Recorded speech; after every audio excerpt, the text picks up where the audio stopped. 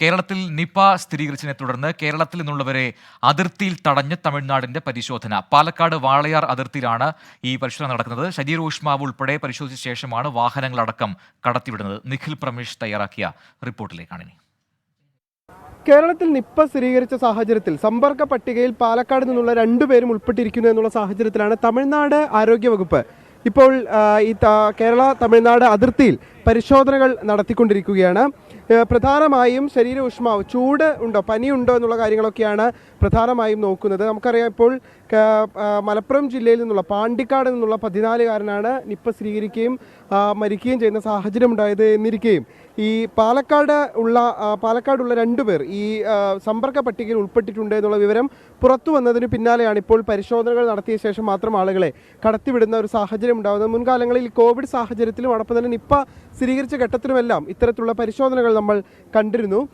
ആ പരിശോധനയാണ് ഇപ്പോൾ പുരോഗമിച്ചുകൊണ്ടിരിക്കുന്നത്. പോലീസ് ഇവിടേക്ക്, ഈ ഭാഗത്തേക്ക് വാഹനങ്ങൾ കടത്തിവിടുകയും ഇവിടെ വെച്ച് ഈ പരിശോധനകൾ നടത്തിയ ശേഷം മാത്രം ആളുകളെ കടത്തിവിടുകയും ചെയ്യുന്ന ഒരു സാഹചര്യമാണ് നിലവിലുള്ളത്. മുഴുവൻ പേരെയും ആ തരത്തിലാണ്, അതായത് അവരുടെ ശരീരോഷ്മാവടക്കം പരിശോധിച്ച ശേഷമാണ് ഇപ്പോൾ കടത്തിവിട്ടുകൊണ്ടിരിക്കുന്നത്. ഇത് ഒരു മുൻകരുതലിൻ്റെ ഭാഗമാണ്. ഒരു തരത്തിലുള്ള ആശങ്കകളും ഉണ്ടാകാതിരിക്കാൻ വേണ്ടിയുള്ള ഒരു മുൻകരുതൽ എന്നുള്ള നിലയ്ക്കാണ് ഇപ്പോൾ പരിശോധനകൾ നടത്തിക്കൊണ്ടിരിക്കുന്നത്.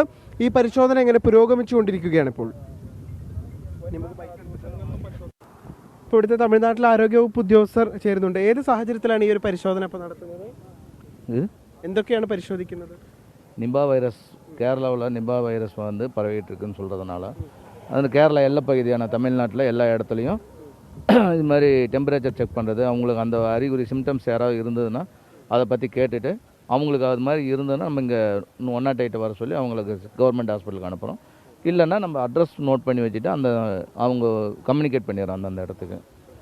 இது மாதிரி செக் பண்ணிவிட்டு வேறு ஏதாவது கேஸ் வருதா இல்லையாங்கிறதுக்கு ஒரு പ്രിവെൻഷനുക്കാக തമിഴ്നാട്ടിൽ ഇത് மாதிரி பண்ணிகிட்டு இருக்கோம். ഒരു മുൻകരുതലിൻ്റെ ഭാഗമാണ് ഇത്തരത്തിലുള്ള നടപടി എന്നാണ് ഇപ്പോൾ ഉദ്യോഗസ്ഥർ പറയുന്നത്. ഇപ്പോൾ പരിശോധന ഇപ്പോഴും തുടരുകയാണ്. ഇപ്പോൾ ഇവിടെ വെച്ച് ഏതെങ്കിലും തരത്തിലുള്ള ശരീരോഷ്മാവിൽ എന്തെങ്കിലും വ്യത്യാസം ഒക്കെ അനുഭവപ്പെടുകയാണെങ്കിൽ അവരെ നേരെ പാലക്കാട് ജില്ലാ ആശുപത്രിയിലേക്കാണ് മാറ്റുക. അത്തരത്തിലുള്ള ക്രമീകരണമാണ് നിലവിൽ ഏർപ്പെടുത്തിയിട്ടുള്ളത്.